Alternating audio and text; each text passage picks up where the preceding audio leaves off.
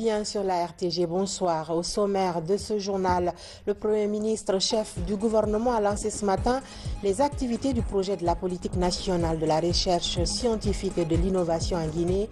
Hadi Kamara sera dans ce journal pour nous parler des enjeux liés à cette politique.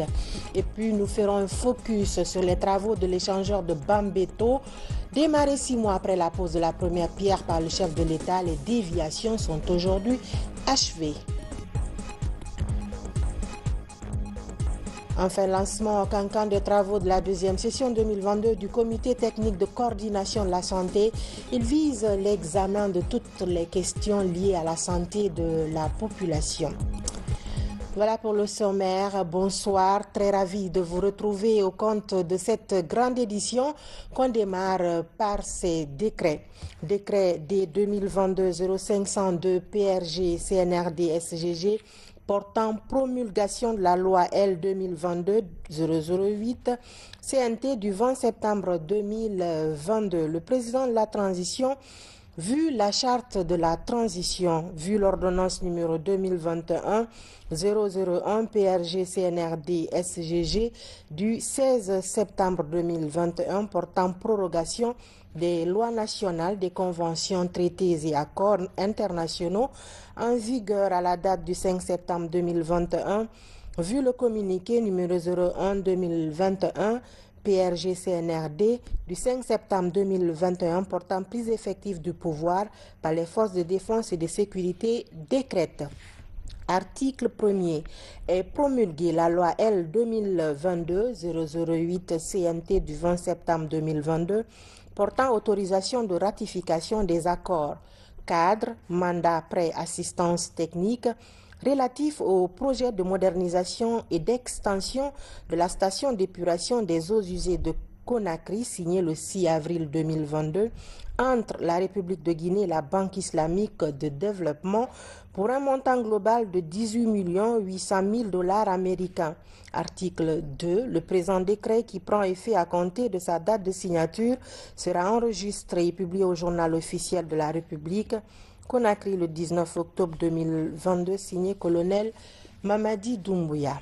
Décret D 2022-0503 PRG CNRD SGG portant ratification des accords cadre, mandat, prêt, assistante technique relatif au projet de modernisation et d'extension de la station d'épuration des eaux usées de Conakry entre la République de Guinée et la Banque islamique de développement BID.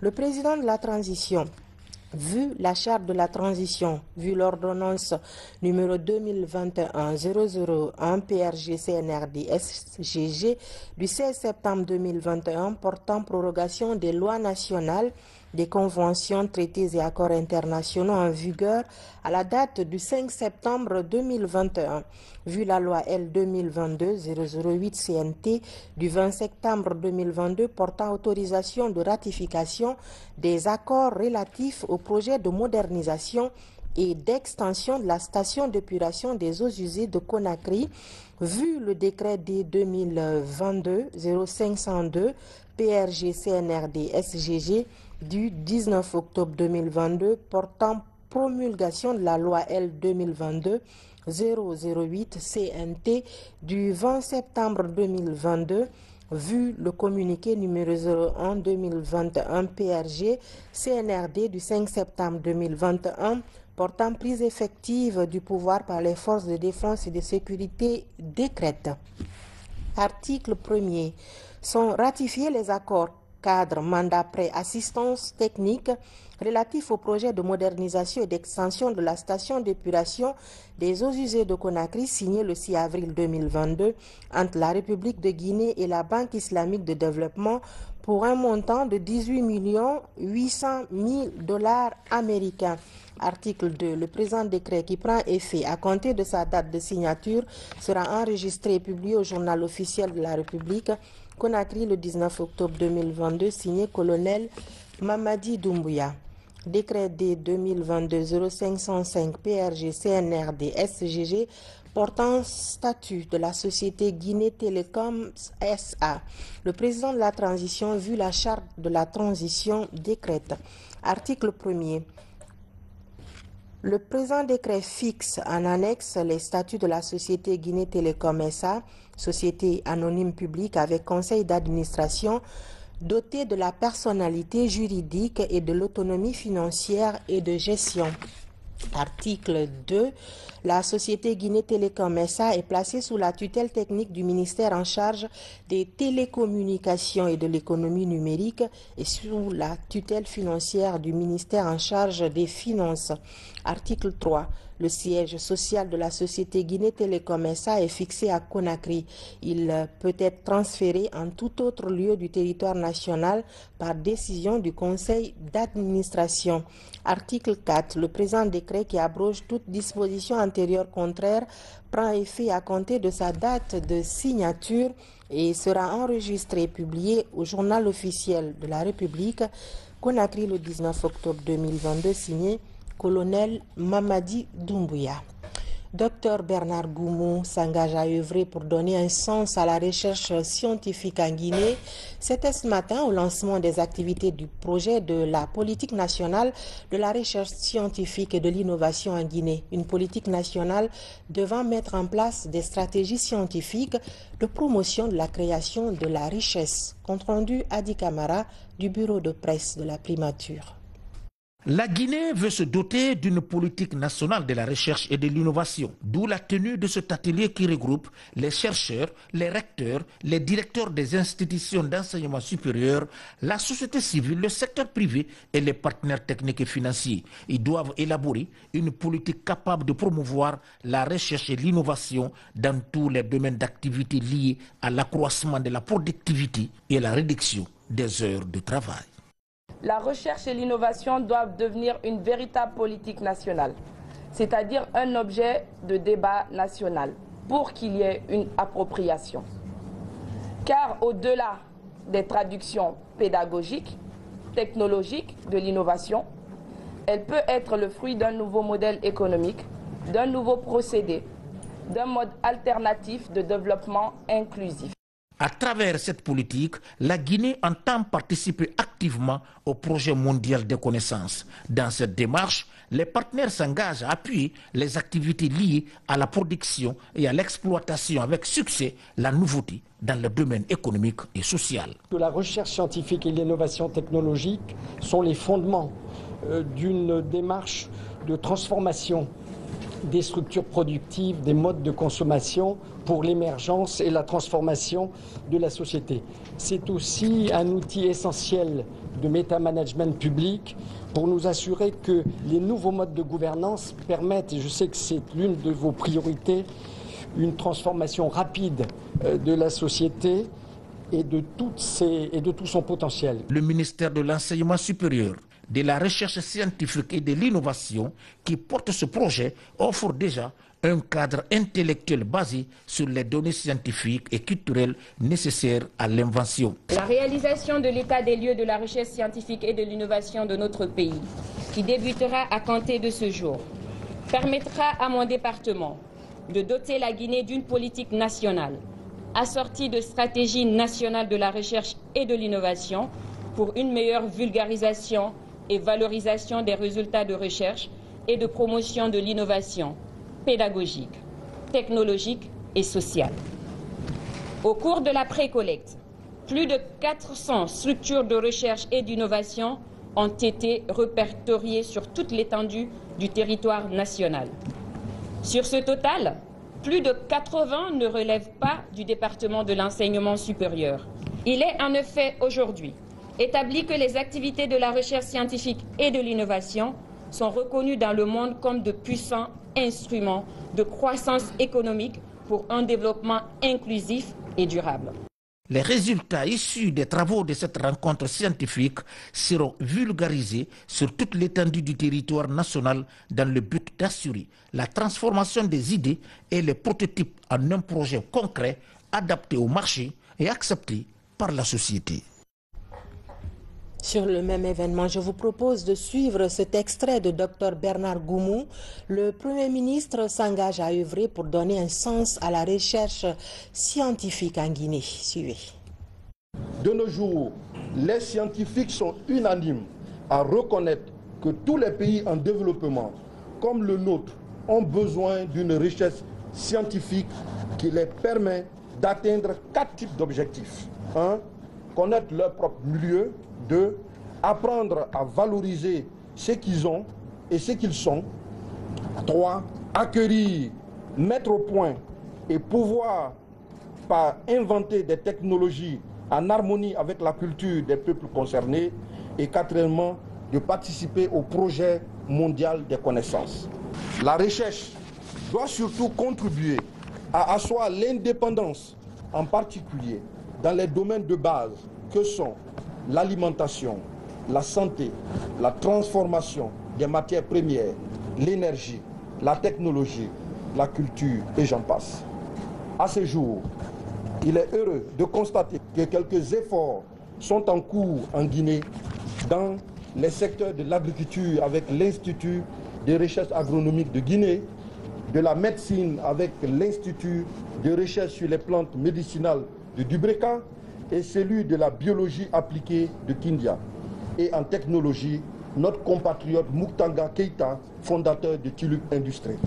Je tiens à vous donner l'assurance que le gouvernement reste disponible pour soutenir la recherche et l'innovation en phase avec les nécessités de modernisation et d'industrialisation de notre pays qui se veut émergent à l'horizon 2040. Et puis se communiquer sur le report de la session inaugurale du cadre du dialogue inclusif interguinéen. Le groupe des facilitatrices nationales du cadre du dialogue inclusif a entamé depuis le 7 octobre 2022 une tournée de prise de contact avec les coalitions politiques et les organisations fêtières de la société civile en Guinée. Cette tournée devant se poursuivre pour une plus grande diffusion de son message auprès des acteurs sociopolitiques, les facilitatrices ont jugé opportun du report de la session inaugurale du cadre du dialogue inclusif initialement prévu le jeudi 20 octobre 2022 à une date ultérieure. Ce report traduit la volonté exprimée par les facilitatrices et acceptée par le CNRD et le gouvernement de mobiliser l'ensemble des acteurs sociopolitiques autour de la table du dialogue inclusif pour une transition apaisée. En souhaitant la participation de toutes et de tous à ce cadre, le Premier ministre, dans l'esprit de sa déclaration du 20 septembre, réaffirme la ferme volonté du gouvernement de conférer à ce dialogue tout son caractère constructif et efficace. Signé le porte-parole du gouvernement. Ministère de l'enseignement technique et de la formation professionnelle, après quelques difficultés, la filière froid prend un bon départ avec les ERAM. Les enseignants de cette filière des ERAM et des ENAM se sont donné rendez-vous à l'école régionale des arts et métiers de Bokeh pour découvrir les avancées à un moment où le chef de l'État a décidé de faire de la formation professionnelle une priorité. Tiens, Ousmane Diallo pour plus de détails.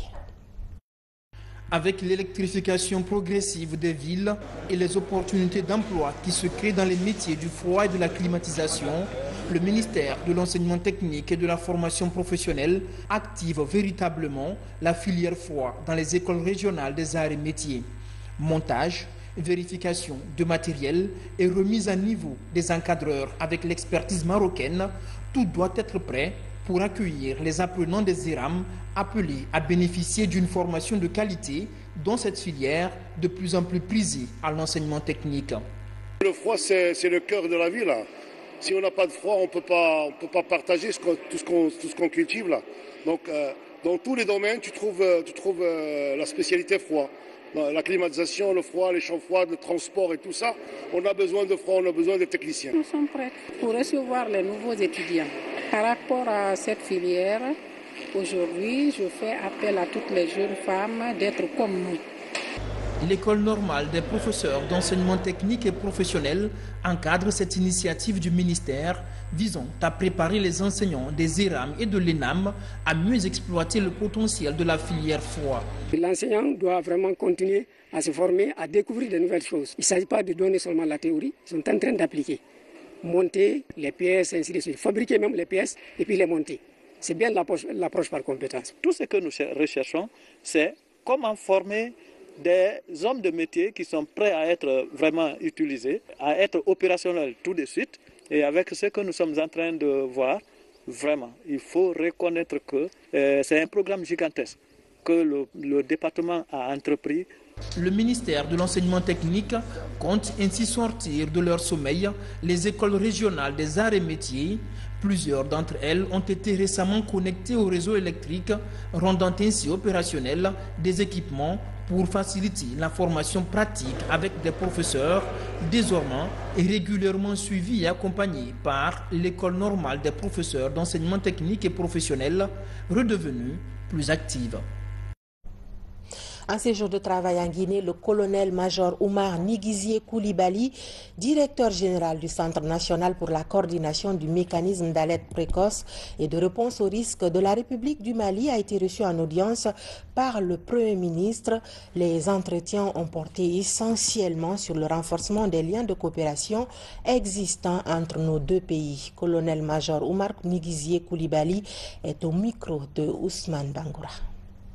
Tout d'abord, c'était pour pouvoir remercier son Excellence, Monsieur le Premier ministre, chef du gouvernement. J'étais venu lui transmettre déjà les chaleureuses salutations de son homologue, le Premier ministre par intérim du Mali, son Excellence le colonel Ablaye Maïga. Lors de l'échange, c'était pour déjà parler de la visite de cette délégation qui est là dans le cadre du renforcement, du cadre de collaboration entre le Centre national d'alerte précoce du Mali et celui de la Guinée. Ce qu'il faut savoir, c'est que ces centres ont été, venant d'une volonté communautaire, ont été mis en place dans les pays de la CEDEAO afin de suivre les tendances liées aux menaces relatives à la paix et à la sécurité dans ces pays, qui permettent d'alerter les gouvernements de ces pays et de proposer des solutions d'atténuation par rapport à ces menaces. Procès du 28 septembre, des révélations troublantes avec la comparution du commandant Aboubakar Sidiki Diakité alias Toumba ce mercredi devant le tribunal criminel de Dixine. L'homme appelé à la barre promet de dire toute la vérité dans cette affaire. L'ex-aide de camp du capitaine Moussa Dadis Camara explique ses relations avec l'ancien chef de la junte, le recrutement de Kaléa et d'autres choses. Compte rendu d'audience, Sankumba Doukouré, Tiana Younoussaba. Le très célèbre Aboubakar Sidiki Diakité alias Toumba, l'homme était très attendu, il est finalement arrivé. C'est lui qui était considéré depuis 2009 comme le noyau des événements malheureux au stade du 28 septembre a comparu devant le tribunal criminel. L'ex-aide de camp du capitaine Moussa Dadis Camara rassure l'opinion nationale et internationale que toute la vérité sera dite sur les crimes commis au stade. Face au tribunal, Toumba salue les efforts des autorités qui ont abouti à l'ouverture du procès. D'entrée de jeu, l'accusé revient sur la création du CNDD, ses relations avec le président Dadis avec qui il avait signé un pacte de confiance sur les bons offices d'un féticheur. Un pacte qui stipulait que le contrevenant allait tôt ou tard recevoir une balle dans la tête, comme pour justifier peut-être ce qui est arrivé à Dadis au camp Koundara au lendemain des événements de 2009. Le commandant Toumba Diakité décrit la structure et le fonctionnement de la présidence à l'époque. Dans son odyssée, l'homme dénonce ce qu'il appelle contre-vérité de ses co-accusés et charge le colonel Tchegboro Camara. Aboubakar Sidiki Diakité pointe un doigt accusateur contre Dadis Camara, Bienvenu Lama, Gono Sangaré, Théodore et autres dans le recrutement de Kalia et dédouane néanmoins le général Konaté, Marcel Guilavogui et compagnie dans ce recrutement. Autant dire que l'audience du lundi prochain s'annonce décisive. Dans l'actualité également, les opérations du 4e recensement général de la population et de l'habitation sont entamées. Cet ambitieux projet va coûter plus de 330 milliards de francs guinéens, dont 60% qui seront supportés par le budget national. Les enjeux viennent d'être expliqués aux partenaires techniques et financiers. Mamadi Tanaka Misoko. Le 4e recensement général de la population et de l'habitation RGPH 4 est l'une des étapes clés de l'agenda de la transition guinéenne. C'est pour matérialiser cette volonté qu'en août dernier, le président de la transition a mis en place les organes de pilotage et d'exécution du projet. Ce mercredi, le CNR tient sa première session devant les partenaires techniques et financiers de la Guinée. Il a été question de regrouper l'ensemble des acteurs l'ensemble des membres du Conseil national du recensement pour qu'ils aient connaissance de l'intégralité du processus. À cette occasion, on a présenté les objectifs du recensement, on a présenté la méthodologie qui sera utilisée, on a discuté également les aspects de risque qu'il y a et les mesures de mitigation qu'il faut. On a également discuté le budget qui a été adopté. Cette rencontre a ainsi été l'occasion de rassurer toutes les parties prenantes que ce recensement n'a aucun lien avec l'établissement d'un fichier électoral et d'état civil en prélude de l'organisation des prochaines élections. Ce recensement général de la population et de l'habitat ne s'intéresse pas aux identités des citoyens guinéens.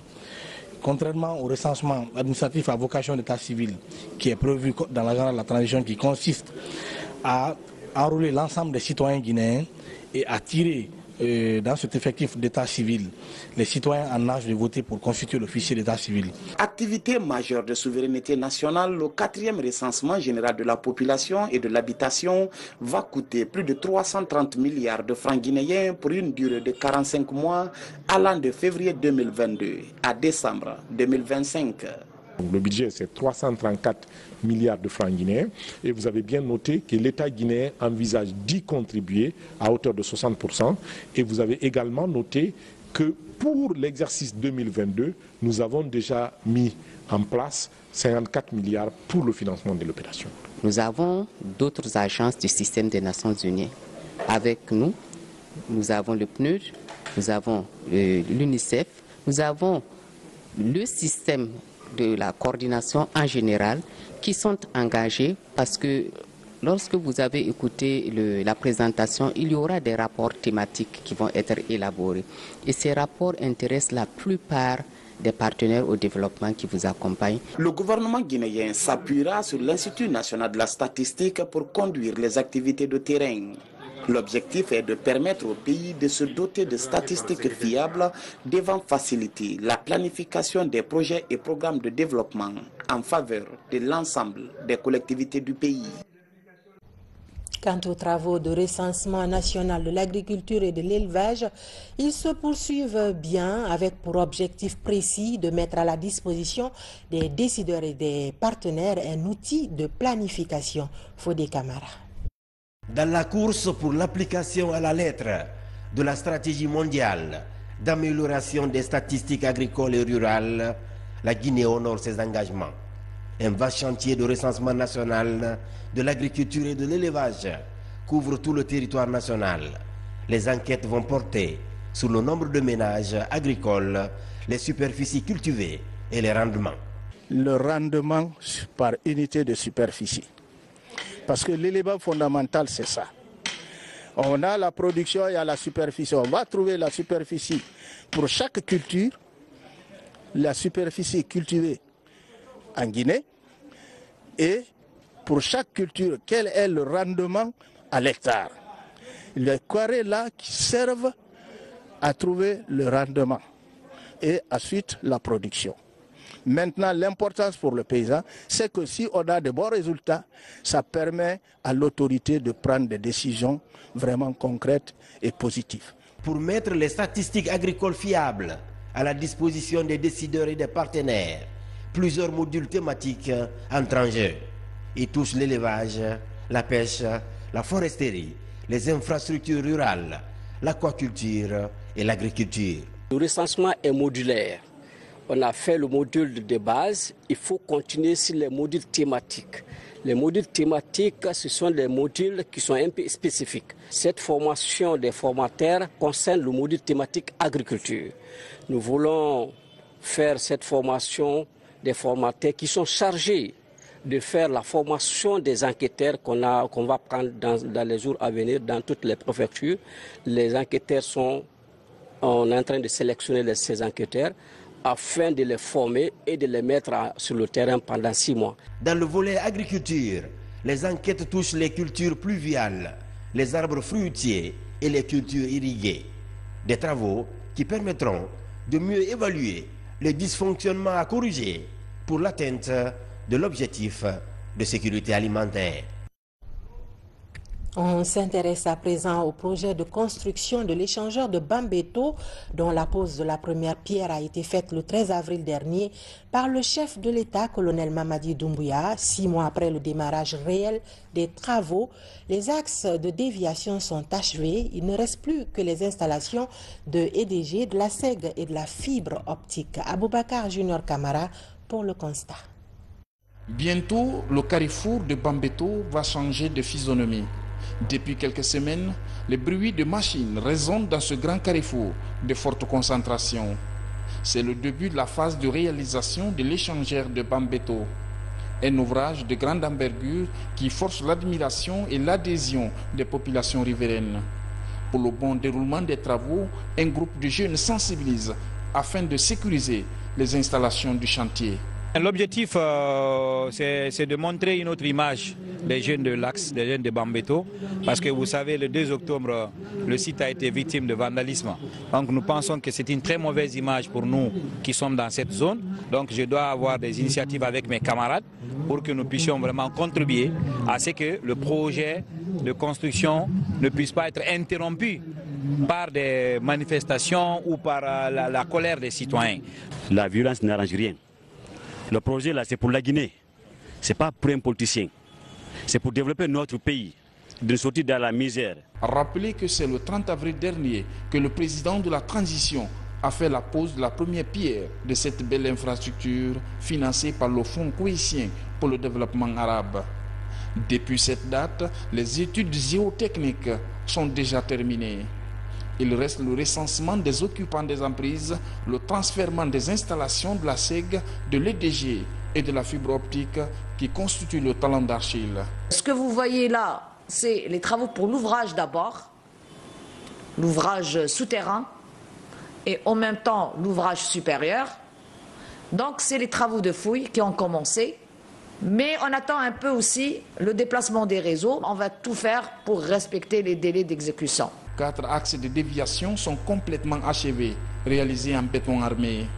Ces déviations désenclavent quelques quartiers périphériques de Bambeto, comme exige le département des infrastructures et des transports. En ce qui concerne les déviations, la population a été très coopérative, la population de Bambeto, parce que dans la plupart des cas, ils ont aidé à lever les kiosques, les conteneurs qui étaient sur la chaussée, et en général, elles n'ont rien demandé comme compensation, comme indemnisation. Avec 26 millions de dollars et 30 mois de délai contractuel, le carrefour Bambeto va désengorger la commune de Ratoma en général, mais surtout le site directionnel de Koloma, qui sera dans un futur proche le centre administratif de la capitale. Volet formation de ce journal, les cadres des banques publiques et privées et des sociétés d'assurance bénéficient d'un renforcement de capacité. Les communications portent sur les concepts clés de la finance durable et sa contribution aux ODD, Objectifs de développement durable. Moussa Bangoura. Les représentants d'institutions financières à l'école de la finance publique durable. Ces cadres des sociétés d'assurance, des banques publiques et privées s'approprient le contenu des concepts généraux de la finance pour l'atteinte des objectifs de développement durable. La série de formations sur la finance durable s'inscrit dans le cadre du résultat 8 sous le lead de la composante accès au financement. Elle vise à avoir une compréhension des différentes approches de l'investissement responsable, notamment la prise en compte des facteurs environnementaux, sociaux et de gouvernance, et plus largement de la durabilité et des initiatives mondiales. Cette série de formations traduit l'intérêt tout particulier que l'Union européenne, à travers le Centre du commerce international, accorde à notre pays au développement du secteur financier guinéen, en l'occurrence l'accroissement du potentiel du système financier et l'amélioration de sa compétitivité dans le financement du développement durable.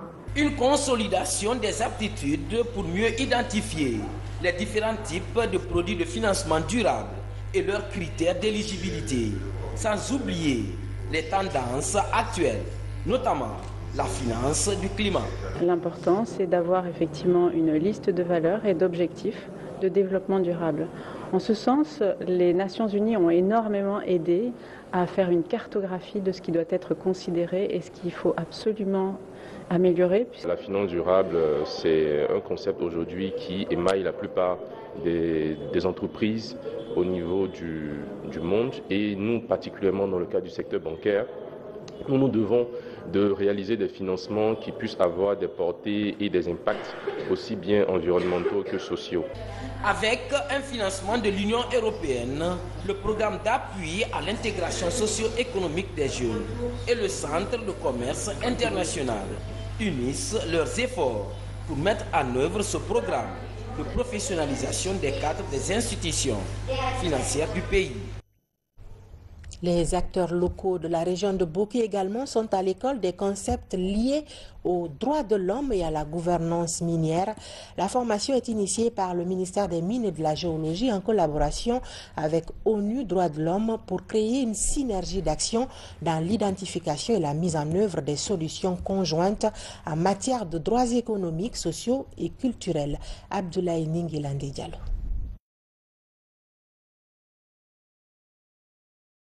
Pour faciliter la cohabitation entre les sociétés minières et les communautés locales, le ministère des Mines et de la Géologie a mis en place des comités de concertation dans les localités minières. Ces comités sont chargés de contribuer à la prévention et à la résolution des conflits dans ces zones, d'établir le dialogue entre les différents acteurs impliqués en vue de maintenir un climat de paix et de sécurité par la médiation et la sensibilisation. Pour atteindre cet objectif, le gouvernement guinéen et l'ONU Droits de l'Homme forment les acteurs locaux de Boki sur les droits de l'homme, la prévention et la gestion des conflits dans les zones minières. Les participants vont examiner en profondeur la question de la responsabilité sociétale des entreprises et des droits des communautés dans le secteur minier, ainsi que les modalités pratiques de prévention et de gestion des conflits, tenant compte de tous les standards internationaux en matière de droits de l'homme auxquels la République de Guinée a souscrit. C'est important que les acteurs locaux soient outillés et cela nous permet aussi de mieux s'exprimer avec les communautés qui sont impactées par les activités minières. Il ne sert à rien de venir dans une communauté pour expliquer le contenu local si déjà les acteurs locaux, ceux qui dirigent les communautés, ne sont pas formés. La vulgarisation de ces lois et politiques contribue à prévenir et à réduire de plus en plus les violations des droits de l'homme liées à l'exploitation minière. Et cela passe nécessairement par une meilleure compréhension des textes juridiques liés aux droits économiques, sociaux et culturels, notamment du pacte international ratifié par la Guinée depuis 1978. Le ministère de la Promotion féminine et celui de l'enseignement technique aussi viennent de signer un protocole d'accord. Il concerne la formation des femmes et filles apprenantes des CAF dans les centres de formation de l'enseignement technique en métiers de teinture, de couture et bien d'autres. Mohamed De Camara. L'autonomisation des femmes et des filles, l'une des priorités au ministère de la Promotion féminine, de l'enfance et des personnes vulnérables. Pour ces responsables, seule la formation de qualité peut conduire les apprenantes à se prendre en charge économiquement dans le futur. C'est pourquoi le ministère de la Promotion féminine et celui de l'enseignement technique ont paraphé un partenariat dans le domaine de la formation des filles et des femmes déscolarisées et non scolarisées des CAF du pays. Ce partenariat que nous formalisons aujourd'hui reflète la volonté du gouvernement sous la clairvoyance de son Excellence, Monsieur le Président de la Transition, chef de l'État, chef suprême des armées, colonel Mamadi Doumbouya, de travailler en synergie pour l'atteinte des objectifs assignés aux différents départements ministériels. À travers ce partenariat, le département de l'enseignement technique et de la formation professionnelle s'engage à accueillir les femmes et les filles apprenantes dans les centres de formation du ministère. Vous savez, le réseau des CAPAF ainsi que le réseau des centres de formation professionnelle post-primaire et secondaire.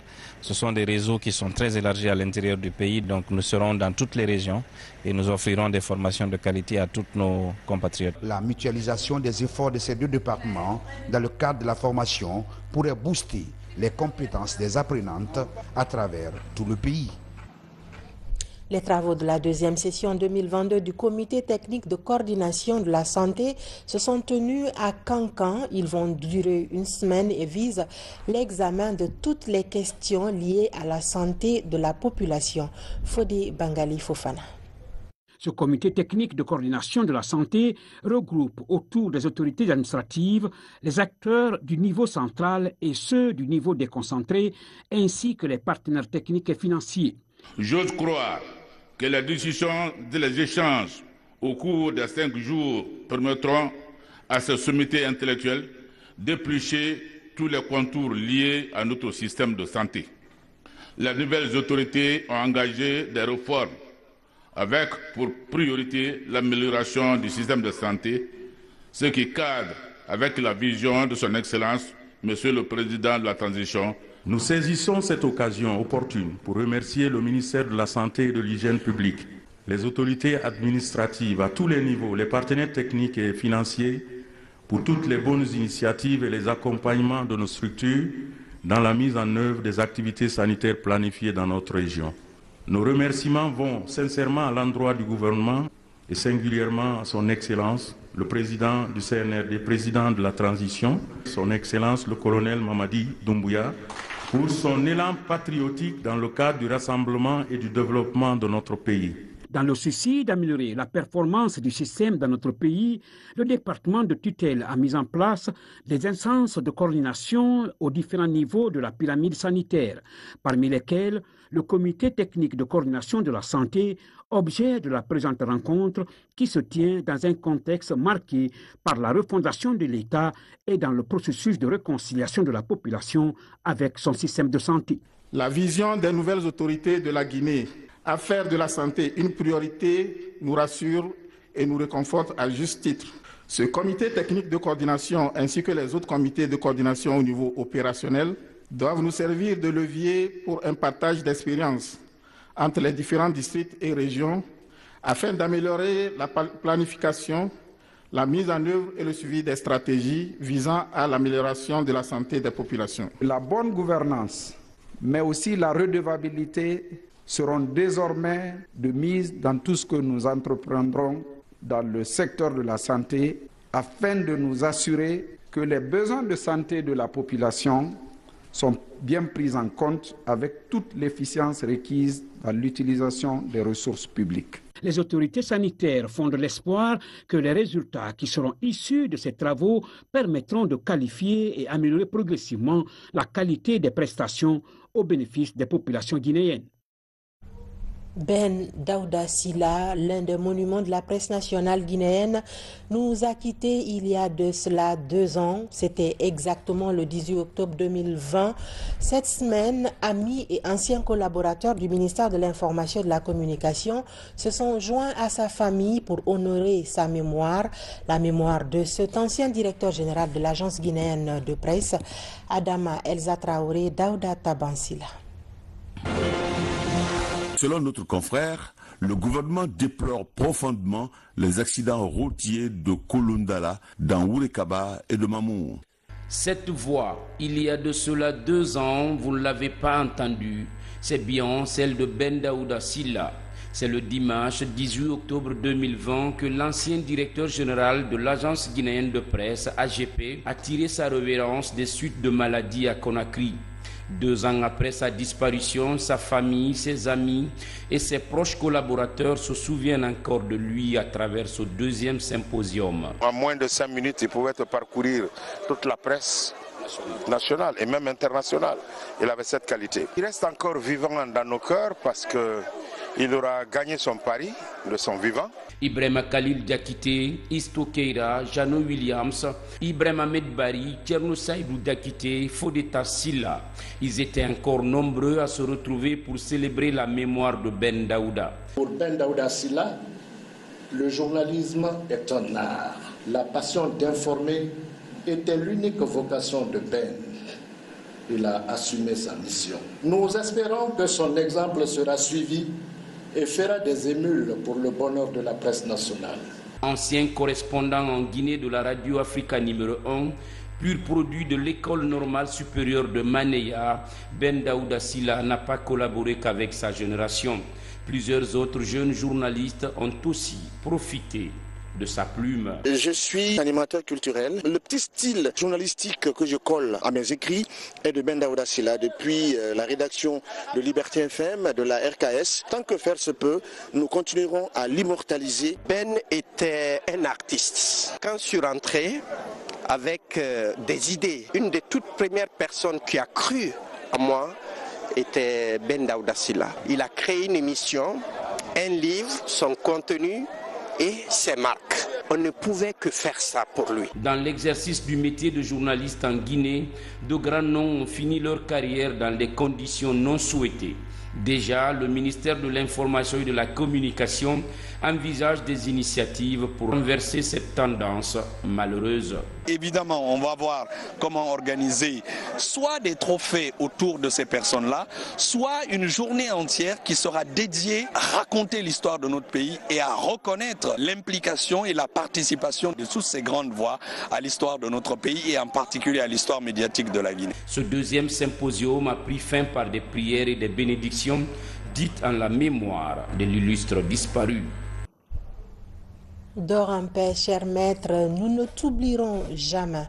Un dernier hommage a été également rendu aujourd'hui à l'artiste Baba Samba, décédé au Mali. Ce jeune artiste âgé de 32 ans fait l'unanimité dans le showbiz grâce à sa simplicité, sa courtoisie, mais aussi le choix qu'il a fait de cultiver le vivre ensemble. Ce matin, à la morgue de l'hôpital sino-guinéen, le public mélomane a rendu un vibrant hommage à cette grande voix qui s'est éteinte à la fleur de l'âge. Fodé Camara, Mohamed Bangoura.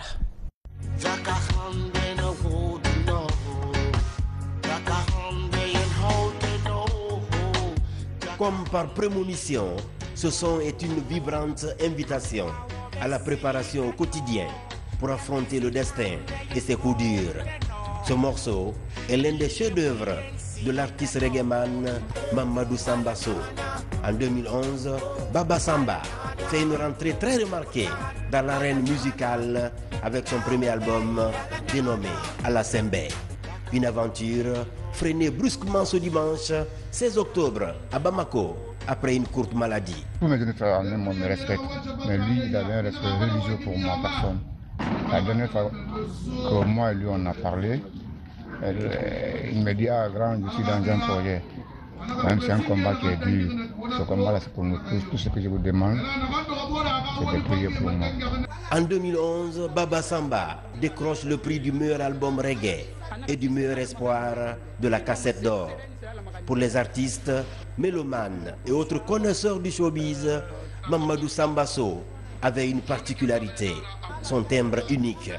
Aujourd'hui, cette étoile montante s'éteint à la fleur de l'âge aux grandes dames de sa famille artistique. À 32 ans, après 2 albums, Alasembe et Mon Honneur, Baba Samba s'est retiré momentanément de la scène pour cuisiner son 3e album à Bamako. Je retiens de l'homme un artiste engagé, un artiste très disponible. Il était toujours animé de la même ambition. Il était à Bamako justement pour travailler sur son nouveau projet. Et c'est un projet également, l'un des titres du projet parle de la paix.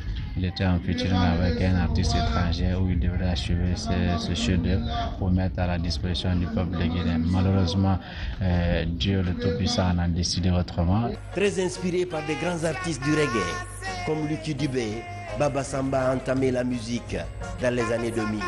En 2008, son single « Alanana » a marqué les esprits avec le management de la structure Benedi Records. Baba Samba a toujours été quelqu'un de respectueux, très sage, un talent pur, parce qu'il a été recruté dans l'écurie Beni Rakul grâce à son talent. Et il l'a démontré à travers la sortie de son premier album qui a fait le plein de la plage de Robanet. Donc c'était quelqu'un de bien, très social, qui priait aussi et qui n'avait pas de problème avec les gens. Je ne me rappelle pas si Baba Samba a eu à se bagarrer avec quelqu'un dans le crew, à discuter, avoir des discussions bizarres avec quelqu'un.